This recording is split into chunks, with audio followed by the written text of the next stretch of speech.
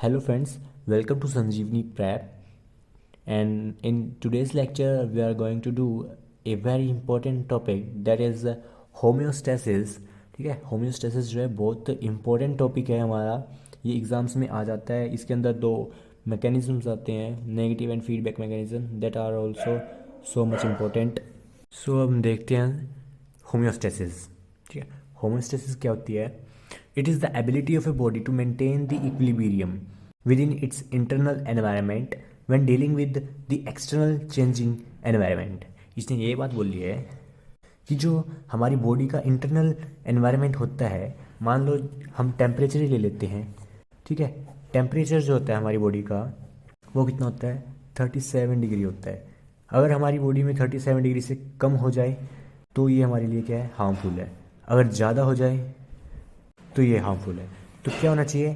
37 degree Celsius ही होना चाहिए, जिस पे हमारी बॉडी क्या कर सकती है? ऑप्टिममली वर्क कर सकती है। ये ऑप्टिमम टेम्परेचर है जिस पे हमारी बॉडी क्या कर सकती है? वर्क कर सकती है एफिशिएंटली और क्या ठीक है। Homeostasis is dynamic condition. ठीक है, ये डायनामिक कंडीशन है क्योंकि इसमें चेंजेस होते रहते हैं हमारी बॉडी को मेंटेन करने के लिए। Thermoregulation, osmoregulations are the two simple examples of homeostasis. ठीक है, थर्मो मैंने बता दिया कि हमारे बॉडी के टेम्परेचर को, थर्मो से जो है हमारे बॉडी के टेम्परेचर से रिलेट करता है, तो कितना? 37 डिग्री को मेंटेन करके रखना। ऑस्मो रेगुलेशन क्या होता है कि हमारी बॉडी में जो फ्लूइड होता है, ब्लड होता है, उसकी वॉल्यूम, उसकी कंपोजिशन को मेंटेन करके रखने को, ठीक है, सेल्स में जो फ्लूइड होता है उसको मेंटेन करने को क्या करते हैं? ऑस्मो रेगुलेशन बोलते हैं। जो हमारी फ्लूइड को मेंटेनिंग करती है बॉडी की, हमारे शरीर में पानी की कमी या ज़्यादा ना हो, उसको एक स्पेसिफिक अमाउंट तक रखने के लिए क्या बोलते हैं? हम ऑस्मो रेगुलेशन बोलते हैं। मान लो एग्जांपल के लिए फ़िश डाल देते हैं। ठीक है, ये एक फ़िश है तो ये पानी डाल देता हूँ, और जो इस फिश की जो अंदर का फ्लूइड है कितना है इसके अंदर? इसके अंदर 10 ml जो पानी इसके अंदर का जो 10 ml लगता है। और जो, ठीक है, अब जो फिश है ना, इसमें 10 ml इसके अंदर बॉडी फ्लूइड है। ठीक है, ये जो फिश है इसके अंदर जो फ्लूइड है वो 10 ml है, इसकी बॉडी फ्लूइड है। और जो ये कंटेनर है इसके अंदर कितना है? मान लो 2 लीटर पानी है इसके अंदर, 2 लीटर।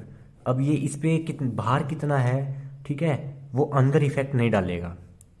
ठीक है, बाहर कितना है वो अंदर इफेक्ट नहीं डालेगा। या वैसे 2 लीटर हो या फिर 10 लीटर हो, वो अंदर के 10 ml पे इफेक्ट नहीं डालेगा, और ना ही डालना चाहिए, क्योंकि अगर यहाँ पे इफेक्ट डाला तो ये क्या हो जाएगी? मर जाएगी, इसकी हेल्थ प्रॉब्लम हो जाएगी। ठीक है, 10 ml होना चाहिए, ना तो वो 15 ml हो या फिर वो ना ही 5 ml हो, जिससे क्या होगा? उसकी डेथ होने के चांस हो सकते हैं या फिर हो भी जाएगी। तो इसको मेंटेनिंग के लिए ऑस्मो रेगुलेशन 10 ml बनाने के रखने के लिए ही जो प्रोसेस होती है उसको हम ऑस्मो रेगुलेशन बोलते हैं, जो होम्योस्टेसिस के एक छोटा सा पार्ट है। ठीक है, एक there is a mechanism which is use to maintain body in all way, and that mechanism is called feedback mechanism. ठीक है, अगर जो ये जो प्रोसेस है ना, हमारी बॉडी अगर हमारा टेम्परेचर बढ़ भी जाता है, 38 हो जाता है, तो वापस उसको जो लाते हैं हम, ठीक है, वो क्या है? वो मैकेनिज्म क्या है? उसको हम बोलते हैं फीडबैक मैकेनिज्म। ठीक है, ये दो तरह के होते हैं, एक होता है पॉजिटिव और एक होता है नेगेटिव। ठीक है, एक होता है पॉजिटिव और एक होता है नेगेटिव। अब जिस सिस्टम पे ये काम करता है, जो जैसे कि इसका एप्लीकेशन, जो इसका वर्क करने का तरीका है वो क्या है? सबसे पहले जो है रिसेप्टर। रिसेप्टर क्या है? जो भी चीज़ हमारी बॉडी में प्रॉब्लम आई है उसको रिसेप्ट करेगा। उसको फिर जो हमारा कंट्रोल सिस्टम जो उस चीज़ को कंट्रोल करता है वो कौन है? हमारा ब्रेन। तो ब्रेन के पास उस चीज़ का सिग्नल जाएगा कि यहाँ पे प्रॉब्लम है। फिर ब्रेन उसको रीड करके उसको रिस्पॉन्ड करेगा, और मैसेज कहाँ जाएगा? इफेक्टर के पास, जो फिर वो क्या करेगा? उसके ऊपर वर्क करेगा, उसको क्योर करने के लिए, उसको ठीक करने के लिए। ठीक है, नेक्स्ट। तो ये फीडबैक मैकेनिज्म की डेफिनेशन देख लेते हैं एक बार। It is the mechanism of body to maintain internal body and level of hormones in the body in the desired limit. ठीक है, डिज़ायर्ड लिमिट में हमारी बॉडी की जो इंटरनल नीड्स हैं उनको मेंटेन करना। ठीक है, और क्या करना? हमारी जो बॉडी में जितने भी हार्मोन्स की नीड है उतने ही अमाउंट में उनकी सिक्रीशंस कराना। ठीक है, उनके अमाउंट को मेंटेन करके रखना, उसको क्या बोलते हैं हम? फीडबैक मैकेनिज्म बोलते हैं। जिस मतलब उस तरीके से जिससे हम क्या करते हैं, को मेंटेन करते हैं, वो क्या है? फीडबैक मैकेनिज्म, जो हमें इसमें हेल्प करता है मेंटेनिंग करने में। ठीक है, और जो होम्योस्टेसिस के अंदर आता है, होम्योस्टेसिस क्या होता है? मेंटेन करके रखना। और जो फीडबैक मैकेनिज्म्स हैं उनके थ्रू हम इनको मेंटेन करते हैं। It is of two type, ये दो तरह के होते हैं, नेगेटिव होता है एक पॉजिटिव होता है। अब सबसे पहले हम पढ़ेंगे नेगेटिव फीडबैक मैकेनिज्म, ठीक है। नेगेटिव फीडबैक मैकेनिज्म में क्या होता है, this system works on the phenomena of decreasing the effect और opposing the its on resultant. जो हमारा नेगेटिव फीडबैक होता है, क्या इसमें क्या करता है, ये जो इसका रिजल्टेंट आता है वो उसको ही क्या करता है, डिक्रीज करने में हेल्प करता है, फिर उसको क्या करता है, उसको ही अपोज करता है जब हमारा रिजल्ट आ जाता है, for maintaining the control condition, जो हमारी कंट्रोल कंडीशन है। फॉर एग्जांपल, इसका पहला एग्जांपल है वो हमारा थर्मो रेगुलेशन का है, ठीक है। हमारे स्किन, हमारी किसी भी कारण हमारी बॉडी का टेम्परेचर क्या हो जाता है, लेस देन 37 डिग्री सेल्सियस से कम हो जाता है, body temperature less than 37 degree Celsius. उसके बाद जो हमारे रिसेप्टर्स होते हैं, कौन से रिसेप्टर्स, स्किन के अंदर होते हैं थर्मो रिसेप्टर्स, वो डिटेक्ट करते हैं कि हमारी बॉडी का टेम्परेचर क्या है, लो है, जिसकी वजह से वो रिसेप्टर ये सिग्नल ब्रेन तक जाएगा, जो हमारा क्या है कंट्रोल सिस्टम, इसको क्या करेगा, वो कंट्रोल करने के लिए आगे का रिस्पॉन्ड करेगा, ठीक है। तो ब्रेन इसको रीड करके इस मैसेज को फिर वो क्या करता है, इसके ऊपर रिस्पॉन्ड करता है और इफेक्टर के पास क्या जाता है, मैसेज जाता है कि भाई जिस इफेक्टर क्या करेगा, उस चीज़ का इफेक्ट करेगा, ठीक है, उस चीज़ को ठीक करने के लिए एक्ट करेगा। सो इफेक्टर क्या करेगा, बॉडी शिवरिंग कर देगा। हमारी जो हमारी बॉडी सर्दियों में जो कपकपाती है, हमारी जब बॉडी का टेम्परेचर लो हो जाता है 37 डिग्री से, तो हमारी बॉडी क्या करती है, कपकपाती है, शिवरिंग करती है, बॉडी शिवरिंग करती है, जिससे क्या होगा, हमारी मसल्स कॉन्ट्रैक्ट करेंगी और मसल कॉन्ट्रैक्शन से क्या होगा, हमारी बॉडी में हीट जनरेट होगी, जिससे क्या होगा, हमारा टेम्परेचर इंक्रीज हो जाएगा। टेम्परेचर इंक्रीज हो जाएगा तो क्या होगा, एक लिमिट तक 37 डिग्री सेल्सियस आने तक अगर जब वो आ जाती है, कंट्रोल कंडीशन आ जाती है, तो हमारे स्क्रीन के रिसेप्टर्स दोबारा से वो चीज़ रिसेप्ट करते हैं कि हमारी बॉडी की टेम्परेचर 37 डिग्री सेल्सियस आ चुका है, तो हमें इस प्रोसेस को रोकना है। तो फिर वो क्या करते हैं, दोबारा से थर्मल रिसेप्टर्स रिसेप्ट करके सिग्नल देते हैं ब्रेन को कि हमारी कंट्रोल कंडीशन आ चुकी है, इस प्रोसेस को रोक दे, जिससे हमारा ब्रेन क्या कर देगा, कंट्रोल कंडीशन आने के बाद उस प्रोसेस को रोक देगा, ठीक है। और नेक्स्ट एक एग्जांपल और देख लेते हैं। नेक्स्ट जो है वह ब्लड प्रेशर का एग्जांपल है, ठीक है। हमारी जो ब्लड प्रेशर की कंट्रोल कंडीशन होती है वो क्या होती है, 120 to 80 Hg मरकरी, ठीक है। सो सबसे पहले हमारा क्या है, ब्लड प्रेशर इंक्रीज कर जाता है किसी भी कारण, ड्यू टू एनी रीज़न, ठीक है। सो हमारी ब्लड रिसेप्टर्स होते हैं, ब्लड के मतलब ब्लड वेसल्स में रिसेप्टर्स होते हैं, जिनको हम क्या बोलते हैं, बैरो रिसेप्टर्स बोलते हैं, ठीक है। रिसेप्टर्स होते हैं जो रिसेप्ट करते हैं, डिटेक्ट करते हैं हमारी ब्लड वेसल्स में ब्लड प्रेशर को। सो उन्होंने रिसेप्ट किया कि हमारी बैरो रिसेप्टर ने रिसेप्ट किया कि हमारी बीपी जो है, हमारा ब्लड प्रेशर है, वो इंक्रीज़ हो गया है। ये उसने सिग्नल कंट्रोल सिस्टम जो हमारा ब्रेन है उसके पास सेंड किया है। फिर ब्रेन ने इसके ऊपर क्या करा, रिस्पॉन्ड किया, इफेक्टर के पास मैसेज डाला, ठीक है।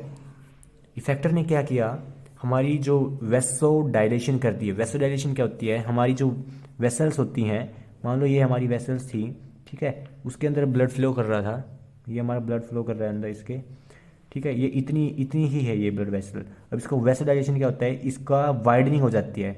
वाइडनिंग कैसे कि जितनी अभी इतनी थी ये, तो इतनी हो जाएगी ये।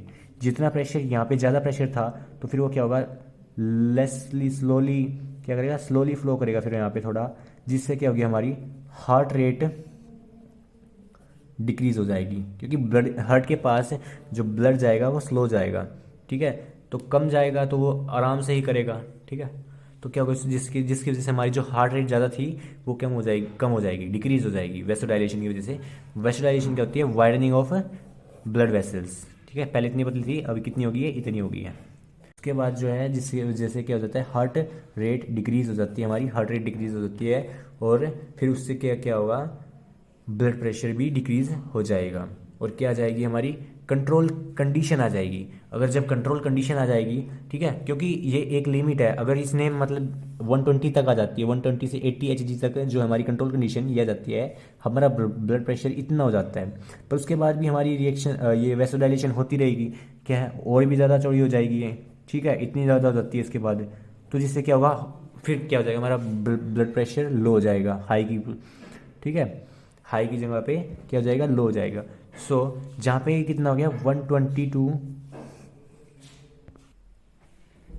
80 Hg, जो हमारा ब्लड प्रेशर है, ये इसको मेंटेन रखने के लिए ही यहाँ पे फिर क्या करेगा, कंट्रोल कंडीशन, हमारा रिसेप्टर इसको ब्लड वेसल्स में जो रिसेप्टर हैं, बैरो रिसेप्टर, वो रिसेप्ट कर लेंगे इसको कि हमारा कंट्रोल कंडीशन आ चुकी है, 120 से 80 Hg हो चुका है। फिर वो हमारा कंट्रोल सिस्टम को मैसेज जाएगा, ब्रेन को मैसेज जाएगा कि ये प्रोसेस को रोक दिया जाए, जिससे फिर क्या होगा, हमारी प्रोसेस रोक दी जाएगी और हमारा नॉर्मल ब्लड प्रेशर क्या होगा, कंट्रोल कंडीशन जो होती है हमारी वो कितनी है, 120/80 Hg।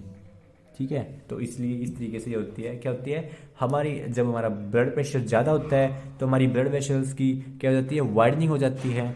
वाइडनिंग होने के बाद क्या होता है, हमारे हार्ट रेट डिक्रीज़ हो जाती है। हार्ट रेट डिक्रीज़ हो जाएगी तो हमारा ब्लड प्रेशर कम हो जाएगा, जिससे क्या होगी, हमारी कंट्रोल कंडीशन आ जाएगी, जो कि हाई प्रेशर से क्या होगा, कंट्रोल कंडीशन आ जाएगी, जिससे फिर हमारे रिसेप्टर्स इस कंट्रोल सिस्टम के पास एक मैसेज भेजेंगे कि ये प्रोसेस रोक दी जाए, कि जो हमारा ये हो चुका है इस प्रोसेस को आगे ना जाने दें, जिससे हमारा क्या होगा, ब्लड प्रेशर लो हो सकता है। तो उसको प्रिवेंट करने के लिए इसको रोक दिया जाता है और कंट्रोल कंडीशन को लाया जा सकता है इस तरह से। ठीक है, अब ये टर्म बैरो रिसेप्टर क्या होता है, receptor in blood vessels detect the blood pressure. ठीक है, हमारी ब्लड प्रेशर में ब्लड का फ्लो को डिटेक्ट करता है, भाई किस स्पीड से हमारा जो ब्लड है वो फ्लो कर रहा है हमारी इन ब्लड वेसल्स में।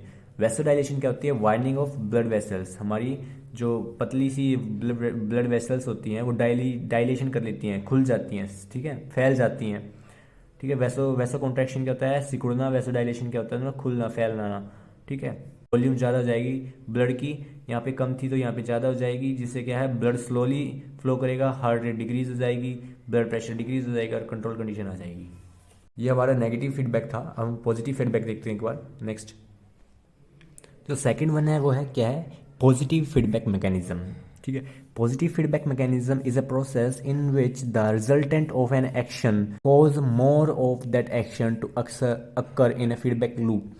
इसने क्या बोल रहा है कि हमारा जो ये साइकिल चलती है, हाँ ठीक है, और हमारा रिजल्टेंट आने के बाद कंट्रोल कंडीशन जो होती थी उसके बाद जैसे होती था उसको रोक देते थे नेगेटिव फीडबैक में। पर जब क्या होता है पॉजिटिव में क्या होता है, एक बार रिजल्टेंट होता है तो रिजल्टेंट आने के बाद क्या करते हैं, उसको और भी ज़्यादा मोर फीडबैक, उसका मोर एक्शन किया जाता है।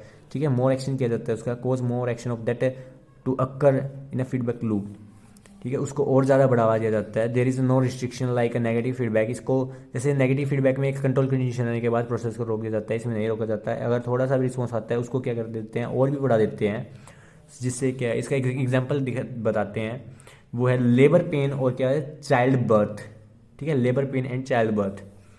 सो इसमें क्या है, when baby head touch cervix wall, जब क्या है बेबी का हेड क्या कहते हैं, जब उसको थोड़ा भी पुश करते हैं डिलीवरी के टाइम पे, वो थोड़ा सा भी टच होता है हमारी सर्विक्स की वॉल्स पे आके, ठीक है, तो हमारे जो सर्विक्स की वॉल में रिसेप्टर्स होते हैं, वॉल रिसेप्टर्स, वो रिसेप्ट करते हैं कि भाई बेबी पुश कर रहा है। ठीक है, जिससे क्या करते हैं, वो हमारी कंट्रोल सिस्टम के पास, ब्रेन के पास मैसेज देते हैं कि भाई यहाँ पे क्या करना है, कॉन्ट्रैक्शन करानी है वॉल्स की। ठीक है, अब बेबी डिलीवरी का टाइम हो चुका है, जिसकी वजह से क्या करना है, उसको डिलीवर करने के लिए उसको मसल की वॉल कॉन्ट्रैक्शंस की ज़रूरत है। सो ब्रेन क्या करेगा, पिट्यूटरी ग्लैंड के थ्रू स्टिमुलेट करेगा, किसको रिलीज़ करेगा, स्टिमुलेट करेगा या फिर रिलीज़ करेगा ऑक्सीटोसिन को। ऑक्सीटोसिन जो है हमारा हार्मोन्स होते हैं। ठीक है, तो वो ऑक्सीटोसिन क्या करते हैं, वो हमारी वॉल्स की कॉन्ट्रैक्शन में क्या करते हैं, इंक्रीज़ कर देते हैं, वो जो वॉल्स कॉन्ट्रैक्शन होती है उसको इंक्रीज़ कर देते हैं। ठीक है, ऑक्सीटोसिन रिलीज़ होगा, जिसके वजह से क्या होगा, इफेक्टर क्या है, इंक्रीज यूट्रस वॉल कॉन्ट्रैक्शन। जहाँ पे हमारी बेबी इम्प्लांट होता है यूट्रस में, तो उसकी वॉल्स की क्या हो सकती है, कॉन्ट्रैक्शन होगी, वो और क्या करेंगी, प्रेशर इंसर्ट करेगी बेबी पे to get out it from the uterus. ठीक है, uterus increase uterus wall contraction till baby birth, जब तक बच्चा नहीं होता। ठीक है, जो बेबी होता है उसको जो बर्थ नहीं मिलता, जब तक ये फिर क्या रहते हैं, कॉन्ट्रैक्शन और पेन बढ़ता ही रहता है। ठीक है, after baby delivery it get stop. ठीक है, तो ये क्या था, एक पॉजिटिव फीडबैक था कि ये जब तक बेबी नहीं होता है, यहाँ पे थोड़ी सी भी कॉन्ट्रैक्शन होती है तो उसको करता है और कॉन्ट्रैक्शन, फिर क्या और ऑक्सीटोसिन को रिलीज करता है। ठीक है, और ऑक्सीटोसिन को रिलीज करता है, जिससे क्या होगी, हमारी यूट्रस वॉल्स की क्या होगी, कॉन्ट्रैक्शन होगी, फिर बेबी को बर्थ मिलता है। ठीक है, ये हमारा कहते हैं नेगेटिव और पॉजिटिव फीडबैक हमने यहाँ पे कर लिया। होम्योस्टेसिस हमारी हो चुकी है। ठीक है, ये बहुत मेन टॉपिक था। So thank you guys.